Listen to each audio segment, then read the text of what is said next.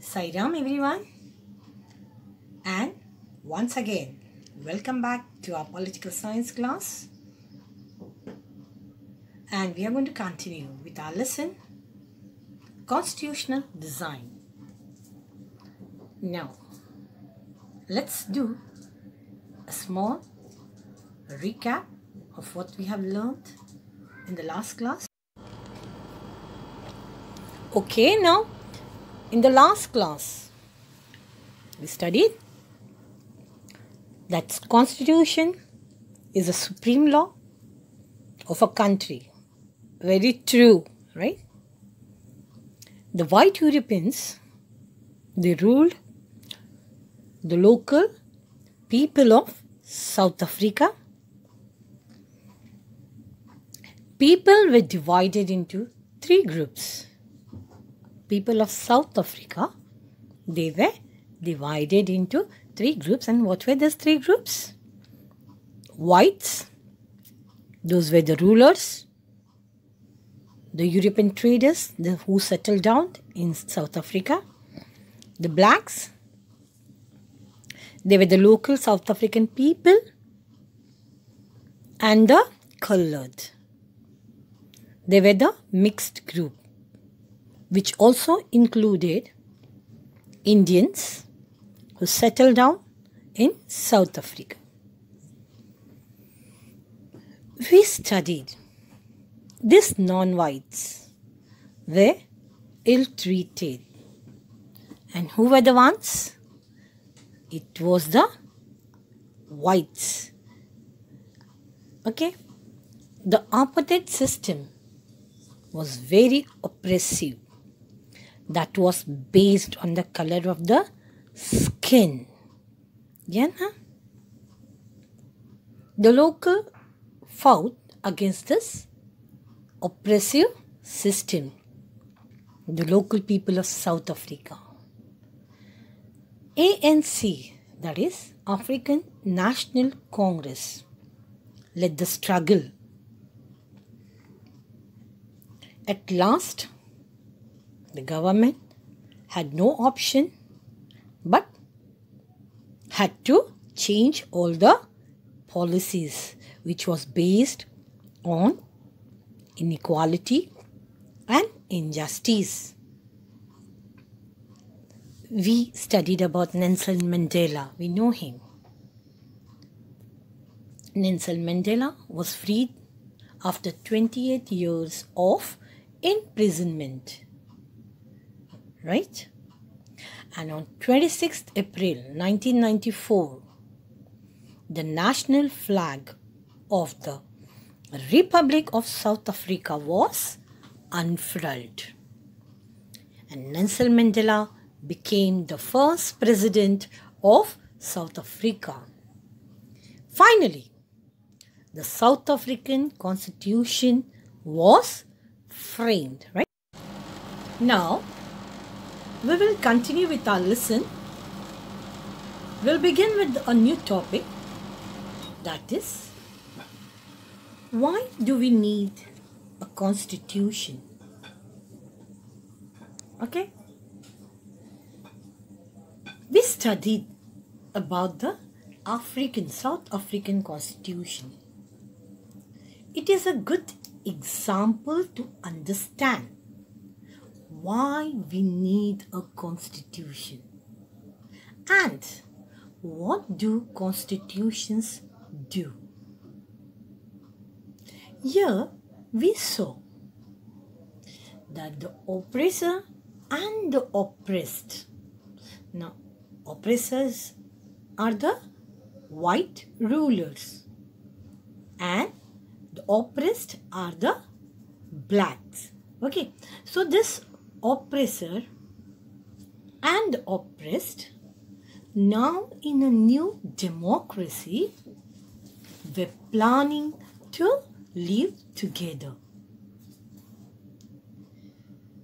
But do you think it was easy? Yes, it was not going to be easy for both of them to trust each other. Right? They had fear. Both of them, the whites and the black, they had fear. Both of them wanted to safeguard their interests. The blacks, who were in majority, what ensured the democratic principle of majority rule was not compromised. And they also wanted a substantial social and economic rights. This is what the blacks wanted. But the whites, who were in minority means small number, who were in minority, wanted to protect its privileges that they enjoyed and also their property. Okay? Now, after a long negotiation of 2 years, both the party, that is the whites and the blacks, they agreed to a compromise. They were ready to compromise. So the whites, what compromise was done by them? Let's see. See, this whites, they agreed to the principle of majority rule. Okay, they agreed to the principle of majority rule and also that of one person and one vote. That means voting rights to be given to the local blacks. They were ready for it. Not only this, they were ready to accept some basic rights to the poor and the workers. Okay, now let's see what compromise the blacks were ready to make. These blacks, they agreed that the majority rule would not be absolute. Yes, they agreed that they will not, they agreed that they will not take away the property of the whites. As they planned, the blacks and whites, to live together, and they were planning to live together with equal rights. That was not easy. Just now I told you. Same way, when they thought of compromising, it was also not easy. This compromise was not easy because many questions arose. The first and the foremost was how this compromise was going to be implemented, right? And even if they managed and trusted each other, what was the guarantee that this trust will not be broken in future? Right now? See, we all know that Constitution is a supreme law. Don't forget that. Constitution is a supreme law. This law is accepted by all the people of the country, rich, poor, government, everyone. Accepted by all the people of the country, right? So, the only way to build and maintain trust in such a situation is to write down some rules. Yeah, is to write down some rules that everyone would abide by. Now, these basic rules, they determine few important points. Okay, first one is how the rulers are to be chosen in future. Second one is what the elected government are empowered to do or not to do. And the third one is the rights of citizens. Okay? Now, these basic rules, written rules, will work only if the elected government or the winning party who's going to form the government or the winner will not be able to change them so easily. Okay? This is what the South Africans did.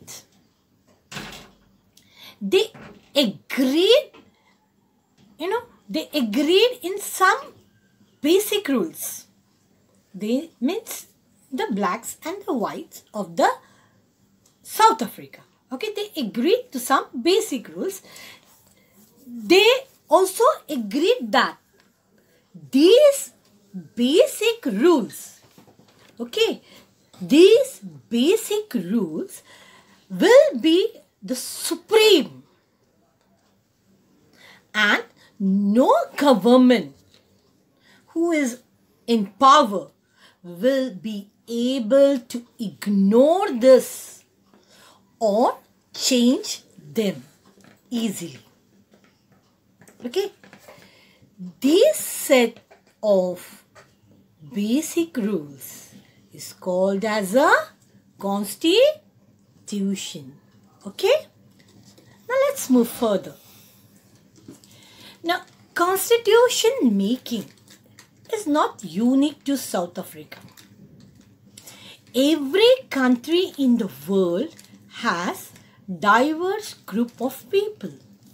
Like we in India, right now, their relation of the people may not be bad like that in South Africa between the whites and the blacks.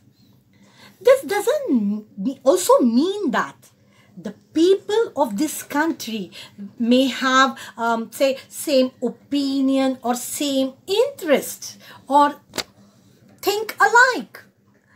There may be different of opinions, also different interest. Okay, people will have that, different opinions, different interest. Most of the countries in the world need to have this basic rules, whether these countries are democratic or non-democratic. Okay, now this applies not to government only. Okay, association, clubs, then a cooperative society, or even a political party, they all need a constitution. You're having a school calendar, all of you have. There are set of rules mentioned in it. Yes, for the students. These are the rules where the students follow them. We all are supposed to follow this rule. So, basic rules should be there in every association or clubs, political party. It is necessary and all the members should abide by it, follow it. Thus, a constitution of a country is nothing but set of written rules, and these rules are accepted by all the people living together in a country. We all know that Constitution is a supreme power, right? This Constitution determines first the relationship among the people living in a territory, that means the citizens, their relation. And second is, it determines the relationships between the government and the people. Okay? Now, let's see the four primary functions of the Constitution. First one is trust between the people and the government. It means it generates a degree of trust and also coordination that is necessary for a different kind of people to live together. And the second one is distribution of power. It specifies how the government will be constituted, who will have the power to take which decisions. Power is divided in government, yeah? All the powers do not lie in hand of one person. It is divided. Okay, the next one is rights of the citizens. That is, it lays down limits on the power of the government and tells us what the rights of the citizens are. And the last one is building a good society. Okay, this is the fourth function of the Constitution. It expresses the inspiration of the people about creating a good society. Remember, all the countries that have constitution are not democratic. That is, countries having constitution may be non-democratic. But it is said that all countries that are democratic will have constitution. It means all the democratic countries in the world will have constitution. Here in democracy, everyone is treated equally, has equal rights. Now, we know about American colonies. 13 American colonies were under the British. Yeah. After the War of Independence, after the American War of Independence against the Britain, the American gave themselves a constitution. Okay, we also studied about French Revolution, right? We saw that after the revolution, the people of France approved a democratic constitution, and since then it has become a practice in all democracies to have a written constitution. Okay, children? Dear children, I'll stop here and we will continue with this lesson in the next class. Until then, take care. See you in the next class with a new topic. Thank you.